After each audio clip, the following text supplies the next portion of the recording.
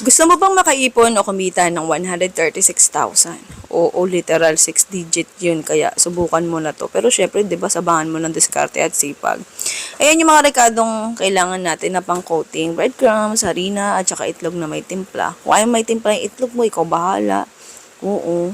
Tapos pagkatapos mong ihanda lahat ng gagamitin mong pang coating, pwede mo na munang itabayan. Tapos, ayan, ilatag na natin yung pitso. Tapos durugin mo. Oo, lamugin mo lang pala. Okay. Tapos, sa palaman, ham at saka cheese. Depende sa kung gaano kakapal yung mga palaman na gusto mo ha. Tapos, ayan, erolyo mo lang siya, balutin mo na parang lumpia. Oo. Yung iba nakita ko, ginagawa nila, ginigiling nila yung karne ng manok. Tapos gagamit sila ng cling wrap. Ako kasi hindi ko pa ginawa yun. Para sa akin, mas okay yung ganito kasi parang mas tipid ata yun. Pero masarap din yung tingin ko kasi parehas lang naman ng manok at ano yan eh. Parehas lang din ng palaman. So, yung ginamit ko rito pang-lock toothpick. Pag toothpick ang gagamitin mong pang-lock, siguraduhin mo, or pan-sealed, ayan, siguraduhin mo na bibilangin mo kung ilan yung tinusok mo. Ha?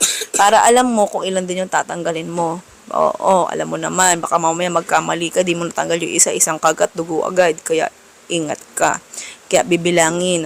Okay? Tapos, ayan, balutin mo lang siya ng harina. Bakit niya ng harina? Di ko rin sure. Hindi, charot. O, kasi, kapag direkta mo lang yan sa itlog, tapos diretso mo sa breadcrumbs, dudulas lang yan. Pag pinarito mo, hihiwala yan sa karne ng manok. So, ayun yun yung use nun. Oo.